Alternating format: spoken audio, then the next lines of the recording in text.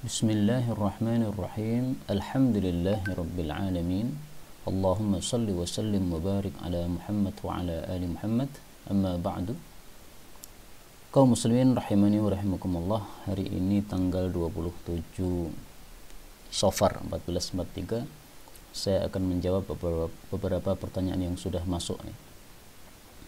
Pertama, Assalamualaikum. Afwan Ustaz, ana bertanya, bagaimana hukum seorang muslim yang berjima dengan istrinya yang ahli kitab setelah haid, dan apa solusinya? Baik, ini yang dimaksud adalah mungkin apa yang disebutkan oleh Allah Subhanahu wa taala dalam Al-Qur'an. Allah mengatakan pada surah Al-Baqarah, "Wa yas'alunaka 'anil mahid." Mereka bertanya kepada engkau tentang haid. Katakanlah dia itu adalah gangguan, maka singkirlah istri ketika haid. Maksudnya jangan hubungan intim, jangan mendekati mereka sampai mereka suci atau sampai mereka bersuci, karena ada bacaan yathur atau yatahharun. Kalau mereka sudah bersuci, yaitu mandi junub, maka datangilah mereka dari arah yang Allah perintahkan, yaitu pada kubulnya, tidak pada duburnya. Nah, pertanyaannya tadi adalah bagaimana kalau istri tadi setelah haidnya selesai, tapi dia belum mandi, apakah boleh hubungan intim dengannya? Kalau perempuan itu adalah perempuan muslimah, maka jelas tidak boleh, ya, karena di sini Allah mengatakan fa idza tatahharna, kalau mereka sudah bersuci, fa'tuhunna min haitsu amarakumullah. Nah, jadi bolehnya dikumpuli oleh suami adalah setelah mandi. Tapi kalau perempuan tadi adalah kitabiyah, dan itu yang ditanyakan pada pertanyaan ini tadi, bagaimana? Apakah juga harus mandi dulu istri tersebut atau tidak harus mandi? Bisa dilihat di dalam kitab tafsir Qurtubi, ya. Dalam tafsir Qurtubi beliau mengatakan, ini pada ayat yathurna, kemudian ditulis saja al-kitabiyah, ini akan muncul. Waqtalafa ulama'una, para ulama kita berselisih tentang kitabiyah, yaitu wanita ahli kitab. Jadi orang muslim kan menikahi ahli kitab boleh, ya. Nah, bagaimana kalau istrinya itu ahli kitab? Hal tujbaru 'alal ightisal amla, apakah dipaksa untuk mandi juga atau tidak? Menurut Imam Malik dalam riwayat Ibnu Qasim, wajib dipaksa. Kenapa? Supaya dia halal untuk mengumpuli istrinya tersebut. Karena dalam ayat ini Allah mengatakan wala taqrabuhunna hatta yadhurn. Dan di sini tidak disebutkan apakah itu khusus muslimah atau tidak. Berarti istri muslimah maupun istri kitabiyah hukumnya adalah sama. Sementara itu Ashhab meriwayatkan dari Malik bahwasanya wanita kitabiyah tidak dipaksa untuk mandi dari haid. Kenapa?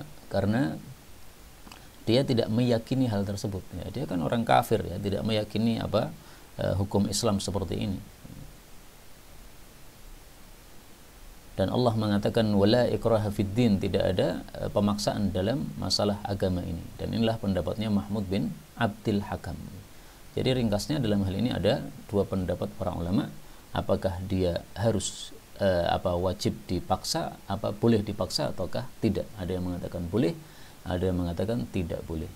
Tapi jelas untuk melakukan hubungan intim haruslah bersuci dulu, yaitu mandi, dan itulah pendapat mayoritas para ulama kita rahimahumullah ta'ala.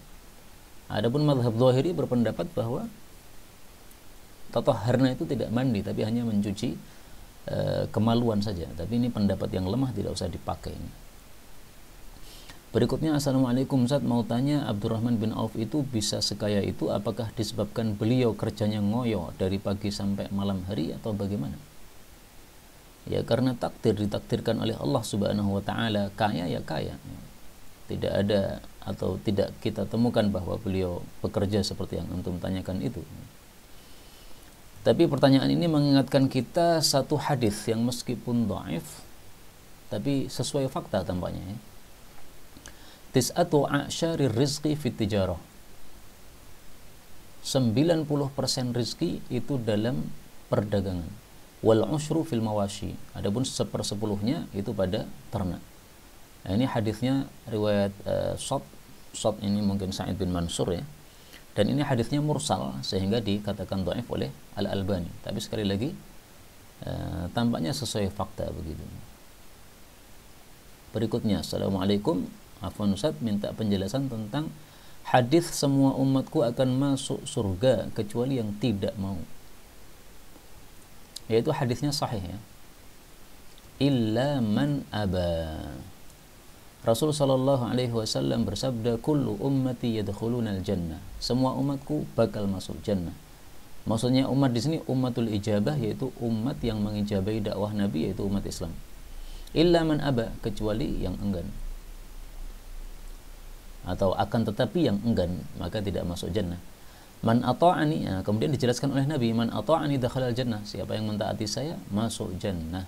Wa man asani, siapa yang durhaka kepada saya, faqad aba, maka sungguh dia telah enggan untuk masuk jannah. Hadis riwayat Bukhari. Ya, semua orang pasti suka masuk jannah, tapi ingin masuk jannah itu harus dibuktikan dengan ata'ani, taat kepada Rasulullah sallallahu alaihi wasallam. Kalau tidak taat kepada Nabi, itu berarti sama dengan enggan masuk jannah. Misalnya Nabi menyuruh kita untuk meninggalkan riba, nah kita malah transaksi riba, atau kita meminjam uang modal dari bank, ya berarti kita sama dengan tidak mau masuk jannah, enggan masuk jannah. Meskipun mulut kita mengatakan saya pengen masuk jannah, tapi hakikatnya tidak mau masuk jannah. Berikutnya, Assalamualaikum, mau tanya bagaimana hukum hal-hal yang berkaitan dengan dadu, menjualnya, bermain dadu juga. Dadu ini ada hadisnya yang menunjukkan haramnya ya. Dalam Sahih Muslim tulis saja bin nardishir. Rasul sallallahu alaihi wasallam bersabda, man la'iba bin nardishir, barang siapa main dadu, boleh disebut an-nardi atau an-nardishir, sama saja ya. Shir itu artinya manis ya. Karena dengan usaha yang sedikit kemudian dapat duit banyak, nah, maka dianggap manis. Faka'annama ghamasa yadahu, maka seperti orang yang mencelupkan tangannya fi lahmil khinzir wa dami, pada daging babi dan darahnya. Maksudnya seperti orang yang melahap makan daging babi. Na'udzubillah. Hadis riwayat Muslim sahih. Nah, maka para ulama mengatakan, jumhur ulama mengatakan bahwa main dadu hukumnya haram. Kenapa? Diserupakan oleh Nabi dengan orang yang makan babi. Dan makan babi semua kita sepakat hukumnya haram. Menyelisih mereka, sebagian kecil ulama berpendapat bahwa dadu hanyalah makruh, tidak sampai kepada haram. Tapi paling bagus kita mengikuti pendapat mayoritas ulama. Pertama, karena itu pendapat mayoritas dan biasanya lebih kuat. Dan yang kedua, karena hadis ini sangat jelas ya, Nabi mengatakan orang main dadu itu seperti makan babi, na'udzubillah. Apakah kita mau diperumpamakan dengan perumpamaan yang buruk? Rasul sallallahu alaihi wasallam bersabda, laisa lana mathalus saw, tidak pantas bagi kita umat Islam ada perumpamaan yang buruk untuk kita ya, diperumpamakan dengan makan daging babi, na'udzubillah, jangan mau. Hadis riwayat Bukhari sahih. Nah, maka tidak usah pakai dadu ya, pakai yang lainnya saja selain dadu. Berikutnya, bismillah, mau tanya Ustaz, kalau dalam sebuah logo instansi terdapat asma Allah, misal As-Samad, dan disablon dalam pakaian, apakah boleh masuk WC dengan pakaian tersebut? Ini ada hadis yang semakna dengan ini ya. Tulis khatamahu. Rasul sallallahu alaihi wasallam kana adalah idza dakhala al-khala', kalau beliau hendak masuk kamar kecil, wada'a khatamahu, meletakkan cincinnya. Hadis ini diriwayatkan oleh Mampat dan disahihkan oleh Ibnu Hibban dan Hakim. Meskipun saya jujur, sebagian ulama atau jumhur ulama ya, mayoritas ulama mendhaifkan hadis ini. Tapi ada juga yang mensahihkan seperti Hakim, Ibnu Hibban, Turmudi, Baghawi dan yang lain-lain. Nah, sekarang Nabi kenapa meletakkan cincinnya? Itu karena di dalam cincin tertulis Muhammadun Rasulullah. Muhammad di atas, Rasul di bawahnya lagi, Allah bawahnya lagi ya. Adapun riwayat yang mengatakan Muhammad Rasulullah, yaitu Allahnya di atas, itu tidak sahih, sehingga tidak bisa kita jadikan sebagai pedoman, karena namanya nulis itu orang Arab biasanya dari atas ke bawah. Nah, karena di situ ada Allahnya, berarti cincinnya tidak dibawa masuk ke kamar kecil. Demikian juga As-Samad ini nama Allah Subhanahu wa taala, nah, maka jangan dibawa masuk ke kamar kecil ini. Lah terus solusinya gimana? Solusinya ditutupi tulisan tersebut. Misalnya ada dalam kaos As-Samad ya. Nah, maka kita pakai jaket sehingga tulisannya tertutup. Itu sama dengan kalau kita bawa HP ya. Di dalam HP ada Qur'annya. Gimana kalau dibawa masuk kamar mandi? Nggak ada masalah, yang penting tidak di setel. Kalau murotalnya kita setel, jangan masuk kamar mandi. Tapi begitu sudah kita matikan, kita masuk, nggak ada masalah ya. Sama dengan orang yang hafal Quran. Orang yang hafal Quran, dalam hatinya, dalam dadanya ini ada Qurannya. Nah, apakah dia tidak boleh masuk kamar mandi? Ya tentu saja boleh ya. Tetapi kalau dia ingin masuk kamar mandi, jangan membaca Quran, mulutnya jangan baca Quran. Berikutnya Ustaz, bagaimana maksud getaran dalam ayat ini? Alladzina idza dzukirallah wajilat qulubuhum. Orang yang apabila disebut nama Allah, hati mereka bergetar. Al-Hajj ayat 35. Baik, kita lihat ya. Wajilat qulubuhum. Benar, ini adalah surat Al-Hajj ayat 35. Tapi ada juga disebutkan pada surah Al-Anfal ayat 2. Ini, 2 tempat berarti ya. Ini saya bukakan tafsir yang paling mudah, yaitu tafsir Haumat. Ini judulnya Aisarut Tafasir, tafsir yang paling mudah dan memang sangat mudah. Nah, di sini beliau katakan wajilat qulubuhum itu khafat haibatan wa ijlalan. Takut kepada Allah karena kewibawaan dan memuliakan Allah Subhanahu wa taala. Nah, kemudian beliau di sini mengatakan apa? Bagaimana orang-orang beriman itu ya.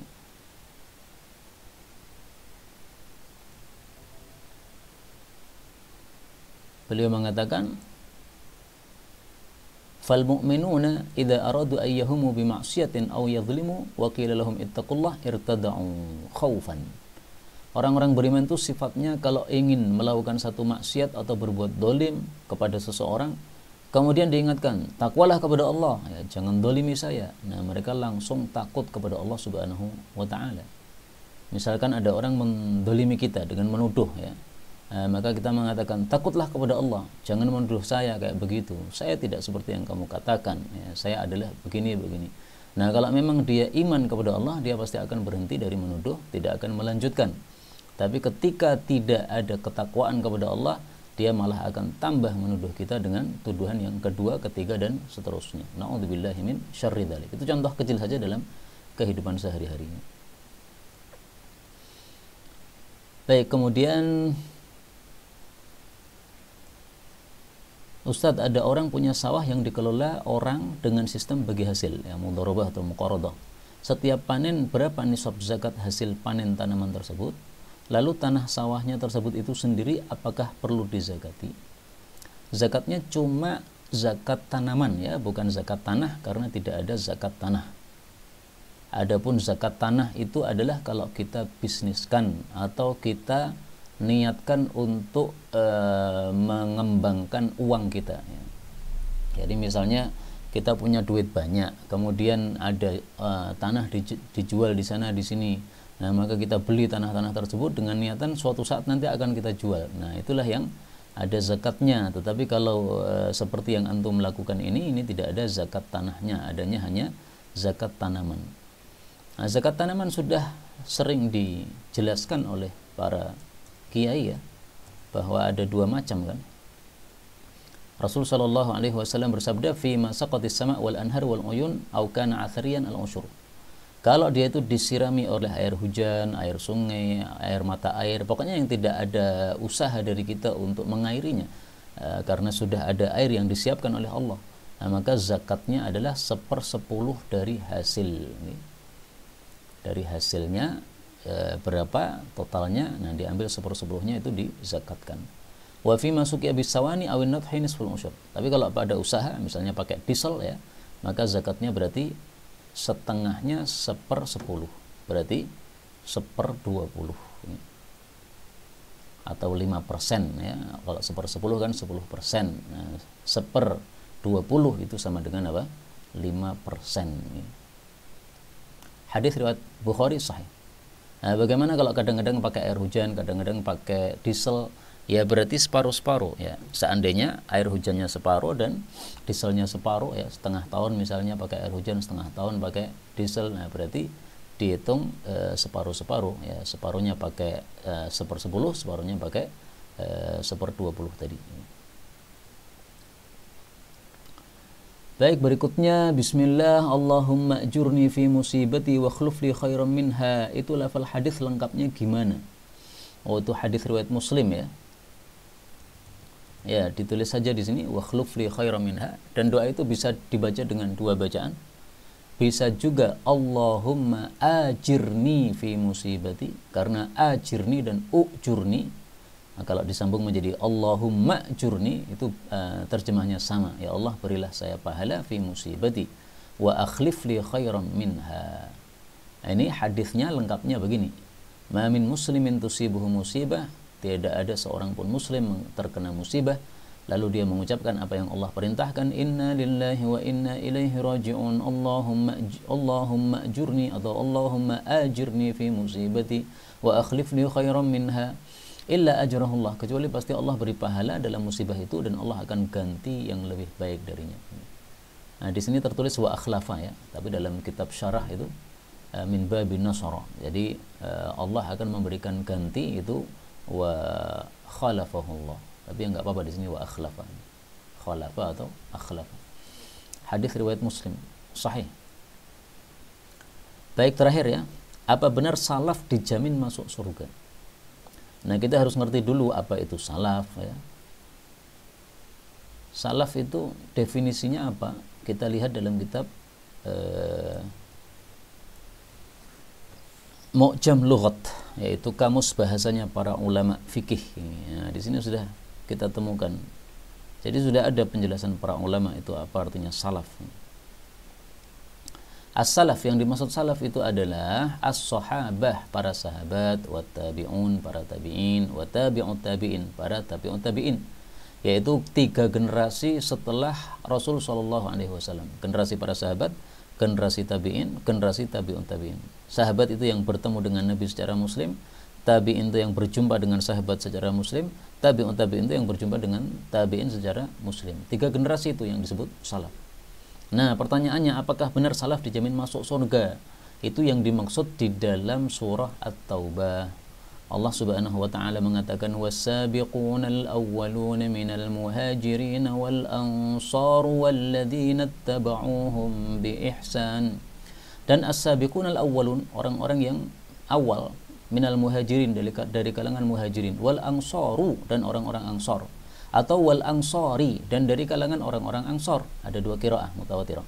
Walladzina tabauhum bi ihsanin, dan orang-orang yang mengikuti mereka dengan kebaikan. Nah, maka tabi'in, tabi'ut tabi'in, bahkan juga termasuk sampai hari ini siapapun di antara orang Islam yang mengikuti para muhajirin wal ansar, as-sabiqunal awwalun, tapi mengikutinya harus dengan kebaikan ya, maka dijamin radhiyallahu anhum wa radu anhu, Allah pasti meridai mereka dan mereka ridha kepada Allah, wa a'adda lahum jannatin, Allah akan berikan, Allah akan siapkan bagi mereka jannah. Nah, ini yang dimaksud salaf dijamin masuk surga ya. Tapi bukan berarti semua dosanya pasti diampuni oleh Allah di antara orang-orang yang hidup dalam 3 generasi tadi, bukan ya. Ya, namanya dosa terserah Allah Subhanahu wa taala, sebagaimana ayat-ayat yang lain bahwasanya Allah Subhanahu wa taala yu'adzibu man yasha wa yaghfiru liman yasha, bisa mengampuni siapapun yang Dia kehendaki dan memaafkan siapapun yang Dia kehendaki, dan menyiksa siapapun yang Dia kehendaki. Mudah-mudahan semua kita mendapatkan ampunan dari Allah Subhanahu wa taala sehingga masuk jannah tanpa hisab, tanpa adab, dan kita bertemu dengan para sahabat-sahabat Rasul sallallahu alaihi wasallam, demikian juga bertemu dengan Rasulullah sallallahu alaihi wasallam dalam jannah. Amin ya rabbal alamin, walhamdulillahirabbil alamin. Inilah yang dapat dibicarakan, benarnya dari Allah. Kalau ada salahnya fa astaghfirullahal azim li wa lakum.